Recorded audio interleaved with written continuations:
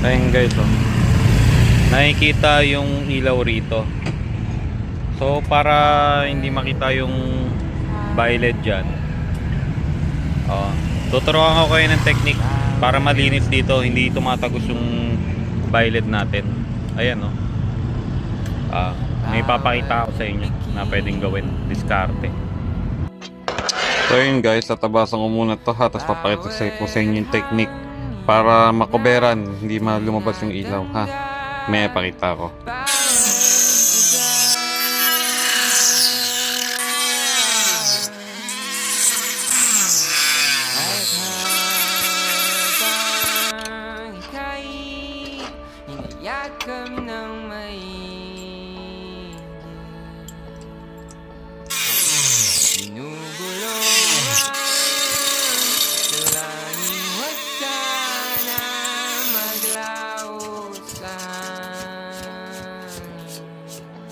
So yun nga, papakita ko sa inyo. So para hindi tumagos yung ilaw dyan, isa lang yung kailangan nyo ha. Ito yung technique. Gumamit kayo nito. Yung parang ano siya, foil tape. Oo. So pag nakabit nyo na yan sa pinaka housing, ito yung gagamitin natin.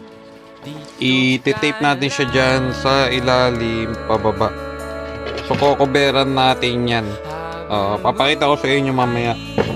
Kokobera natin to, tapos hindi na tatagos yung ilaw sa ibabaw. Hindi na siya tatagos yung pinaka pinaka headlight mo. So ayun.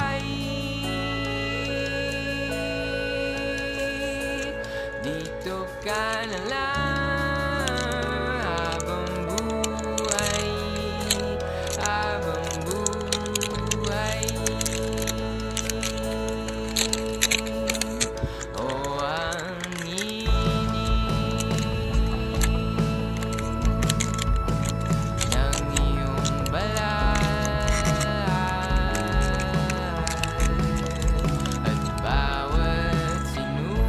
So ayan guys, so nakikita nyo, hindi na tumatagos yung headlight sa taas.